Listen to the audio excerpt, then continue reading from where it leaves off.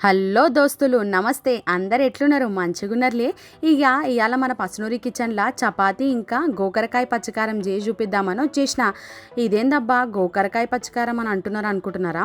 చాలా మందికి గోకరకాయ అంటే అస్సలు ఇష్టం ఉండదు. ఒక్కసారి ఇట్లా వేసుకొని తిండ్రబ్బా, మస్తుగా నచ్చుతుంది. ఊకే తినబుద్ధి అవుతుంది మీకు. అయితే గోకరకాయ పచ్చికారంకి కావాల్సిన పదార్థాలు ఏందో చూసేద్దాం. ముందుగాల నేను కుక్కర్లో ఇంత ఉప్పేసి 2 విజిల్స్ వచ్చేదాకా గోకరకాయని ఉడకబెట్టుకున్నా. ఒక ఉల్లిపాయ, 10-12 పచ్చిమిరపకాయలు, ఇంత కరివేపాకు, ఒక చిన్న ఎల్లుల్లిపాయ, ఎండు కొబ్బరి, ఉప్పు, ధనియాల పొడి, పసుపు, నూనె. ఇప్పుడు మనం ముందుగాల పొయ్యి వెలిగించుకొని బాండి పెట్టుకుందాం.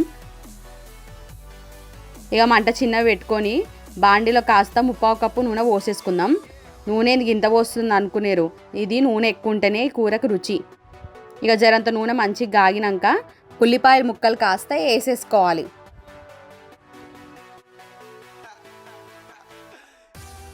ఒకసారి దీన్ని కలిపేసుకుందాం. దాని పని అది కానిస్తుంటుంది. పక్కన జార్ తీసుకొని అందులో పచ్చిమిరపకాయలు, వెల్లుల్లి, ఎండు కొబ్బరి, గింత ఉప్పు వేసుకొని మిక్సీ పట్టుకోవాలి.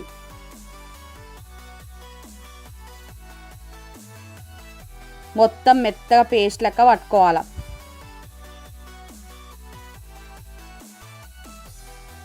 చూసిరా ఎట్లుందో?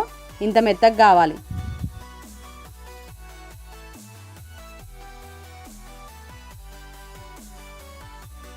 పక్కన కూడా మన ఉల్లిపాయలు కూడా వేగిపోయినాయి.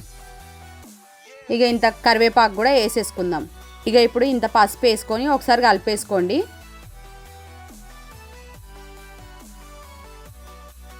2 నిమిషాలు ఆగి పచ్చికారం కూడా వేసేసుకోండి.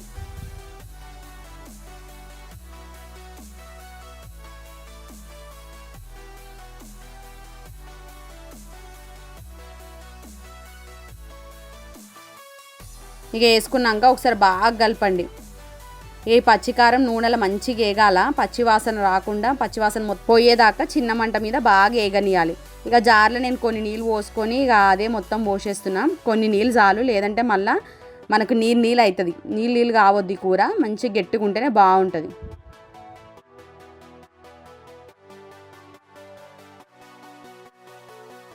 నాకు ఉప్పు తక్కువైంది. జర మీకు ఉప్పు తక్కువైతే చూసుకొని వేసేసుకోండి. వేసుకున్నాక బాగా కలుపుకొని మూత పెట్టి ఒక 5 నిమిషాలు బాగా చిన్న మంట మీద మగ్గనియాలి.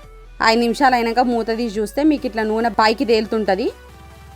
బాగా మగ్గిపోయినట్టు. ఒకసారి కలిపేసుకొని ఉడకబెట్టిన గోకరకాయ కూడా వేసేసుకోవాలి. వేసేసుకొని ఒకసారి బాగా కలుపుకోండి. గోకరకాయకి పచ్చికారం కూడా బాగా పట్టాలి. చిన్న మంట మీదనే ఒక 5-10 నిమిషాలు బాగా మగ్గనియండి. ఇది ఎంత చిన్న మంట మీద మగ్గితే అంత రుచి ఉంటుంది కూర. మధ్య మధ్యలో కలుపుకుంటూ ఉండండి, లేకపోతే అడుగంటుతుంటుంది. చూసిరా, ఒక 10 నిమిషాలు అయినాక మూత తీసి చూస్తే ఇట్లా నూనె పైకి తేలుతుంటుంది. ఇట్లా తేలుతుందంటే అయిపోయినట్టే కూర. గింతంత ధనియాల పొడి వేసుకొని ఒకసారి కలిపేసుకొని మళ్ళీ ఒక 5 నిమిషాలు చిన్న మంట మీద పెట్టుండ్రి. తర్వాత చూస్తే అయిపోయినట్టే కూర. మంచిగా మగ్గిపోయింది, మంచిగా ఉడికింది. చూసిరా ఎంత కలర్ఫుల్గా ఉందో, మస్తు ఉంటుంది రుచి కూడా. ఒక్కసారి తిని చూడండి. ఈ కూరకి ఫ్యాన్లు అయిపోవాల్సిందే, అంతే అనుకోండి. స్టవ్ బంద్ చేసుకుందాం. ఈ కూర చపాతీలకు అయితేనే మస్తు ఉంటుంది రుచి. అందుకనే నేను దీంతో పాటు చపాతీ కూడా చేసి చూపిద్దామని వచ్చేసిన. ఏం లేదు, చపాతీ పిండి, ఇంత నూనె, ఇంత ఉప్పు అయితే చాలు. ఒక అరగంట ముందే కలిపి పెట్టి మంచి నానబెట్టుకున్న నేను పిండిని. చూసిరా ఎంత మెత్తగా ఉందో. ఆ పిండిని కాస్త నేను మొత్తం రౌండ్ చేసి పెట్టుకుంటున్నా. ఒక పక్క స్టవ్ వెలిగించేసుకొని పెనం పెట్టేసుకుందాం. ఆ పెనం కాస్త వేడవుతుంది. మనం అంతలోపు చపాతీలు రాక్కుందాం.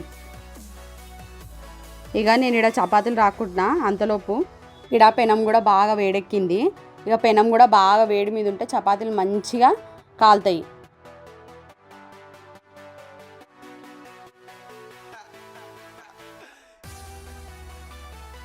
చపాతీ వేసేసుకొని 2 పక్కల నూనె రుద్దుకొని మంచిగా కాల్చుకోండి. చపాతీ పిండి ఉండకుండా మంచిగా కాల్చుకోండి.